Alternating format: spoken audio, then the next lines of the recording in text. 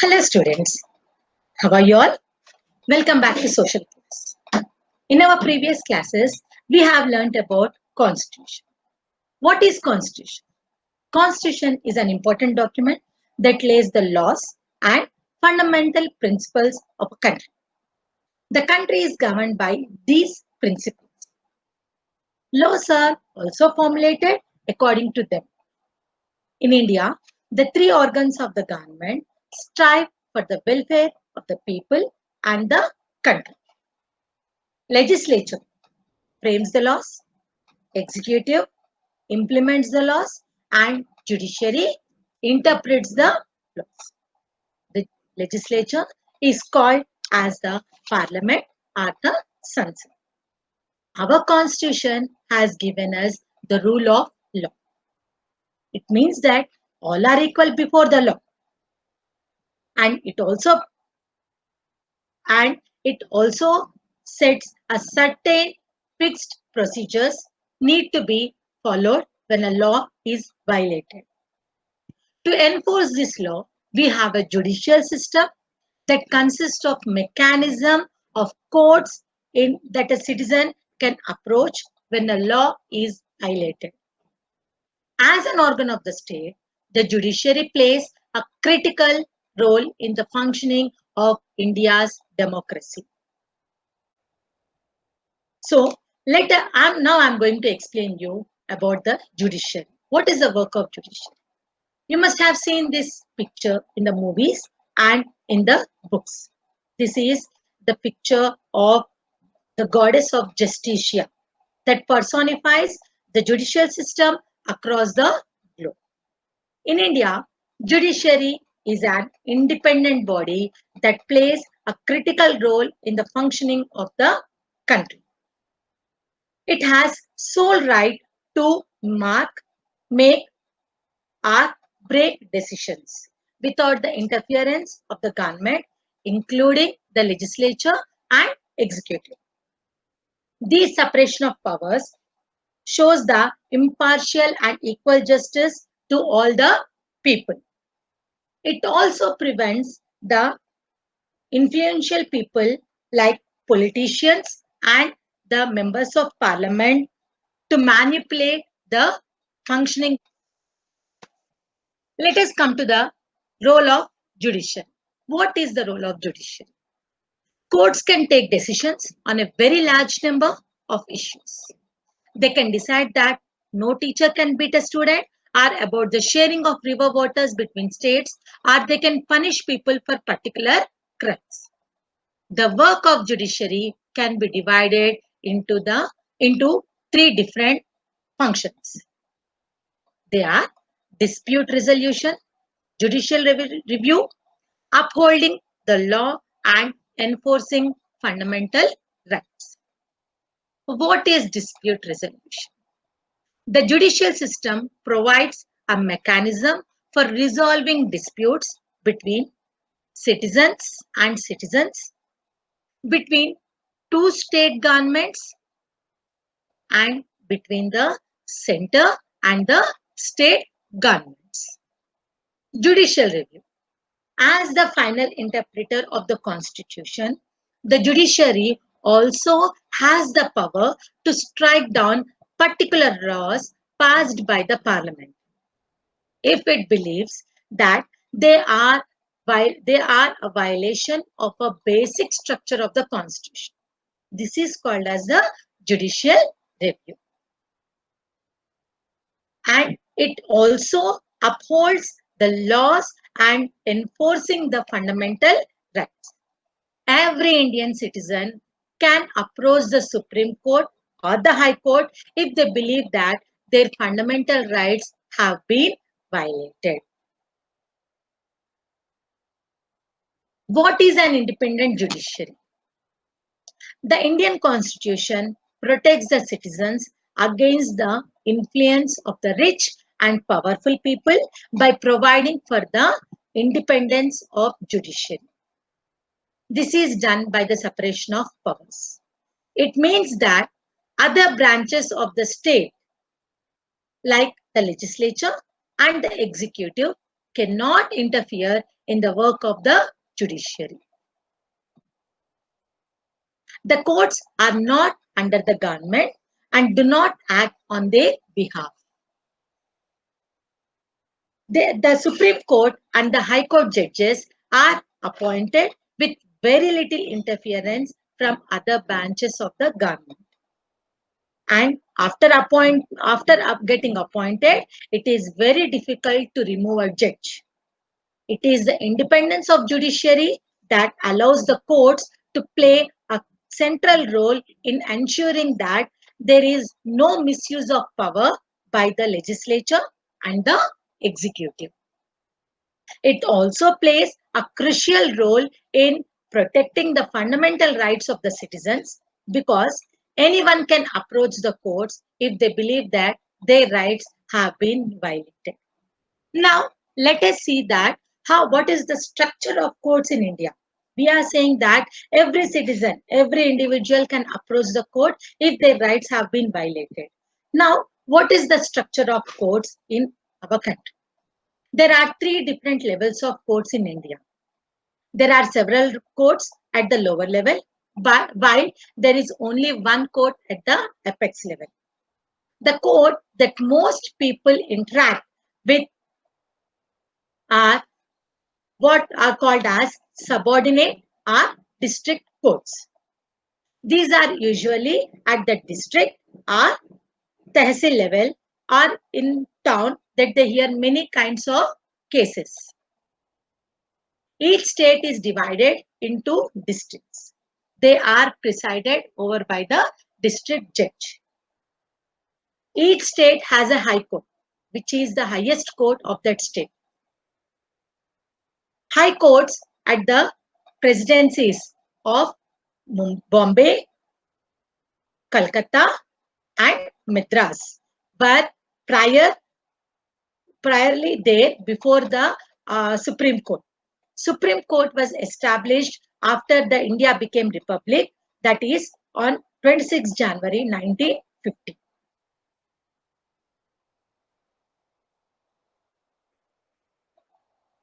At the top is the Supreme Court that is located in New Delhi and is presided over by the Chief Justice of India. The decisions of the Supreme Court are binding on all other courts in India. In India, we have an integrated judicial system, meaning the decision made by the higher courts are binding on the lower courts. Another way is through the appellate system that exists in India. This means that appellate system means that a person can appeal to a higher court if they believe that the judgment passed by the lower court is not just. Means if they are not able to get the justice in the lower court, they can approach the high court.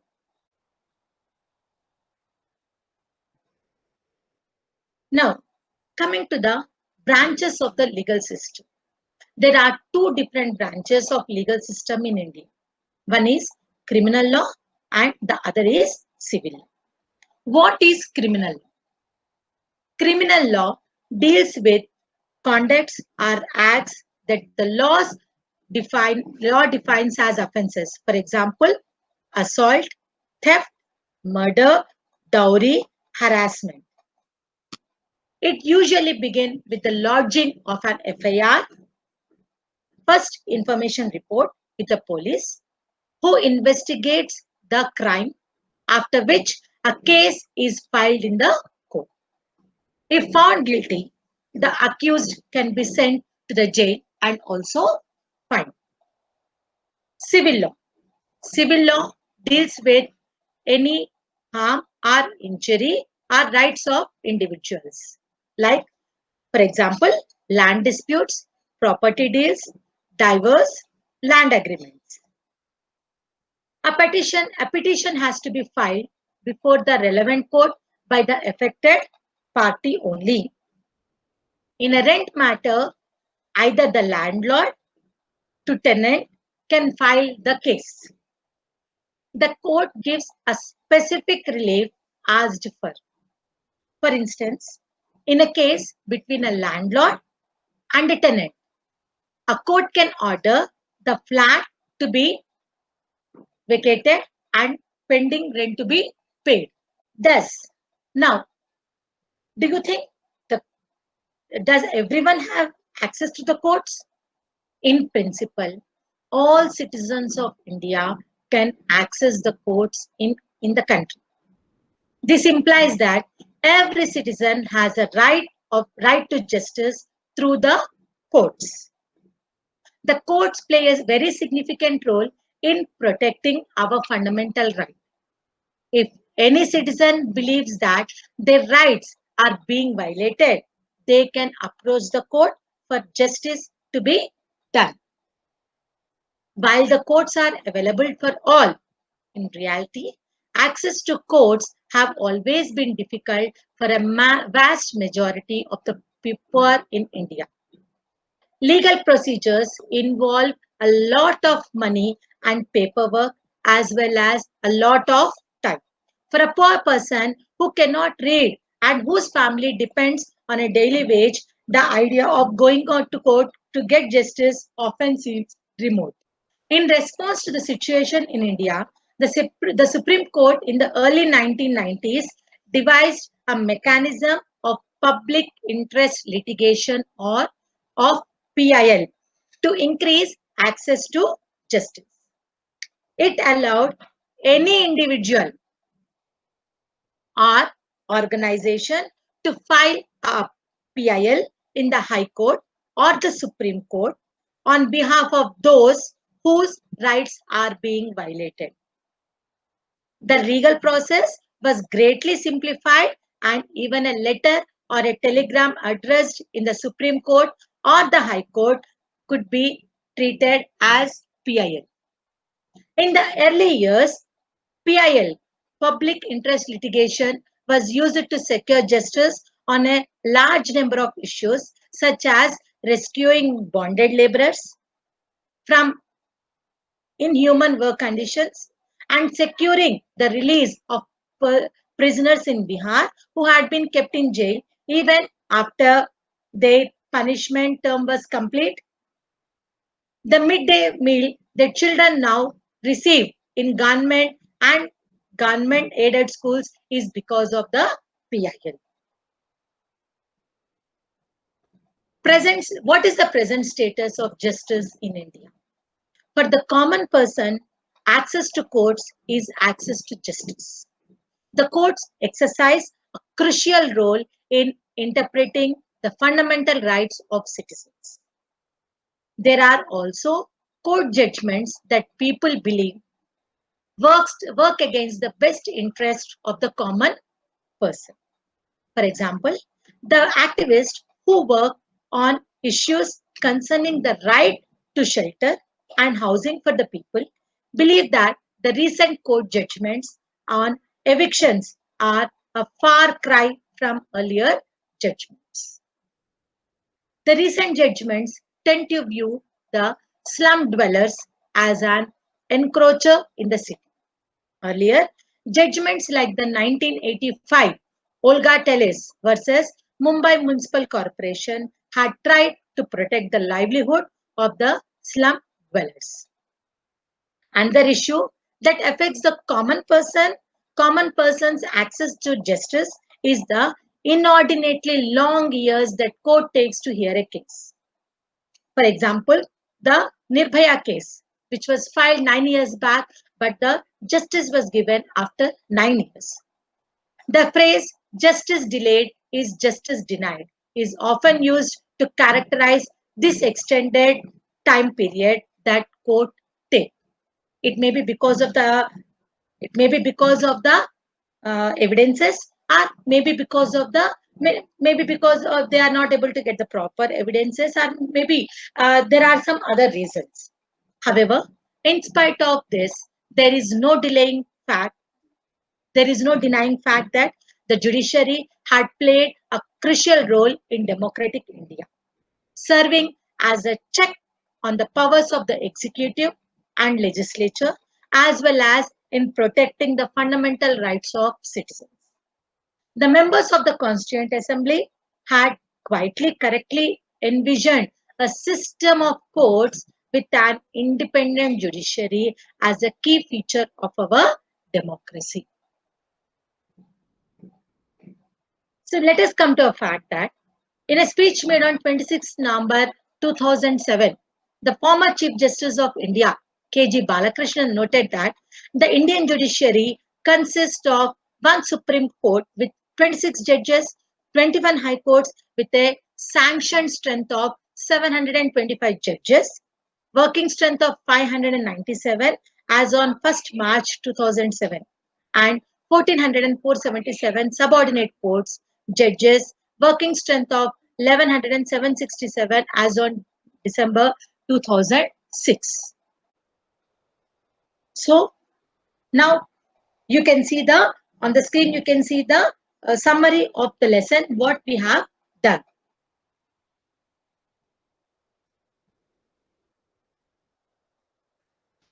Indian judiciary is an independent body that plays a critical role in the functioning of the country. It is a final interpreter of the constitution and responsible for upholding and enforcing the fundamental rights for every citizen of the nation. The Indian judiciary is a three-tiered system with the Supreme Court at its helm, the High Court at the head of the state, followed by District and Sessions Court. Indian judiciary, the appellate system exists in the Indian judicial system.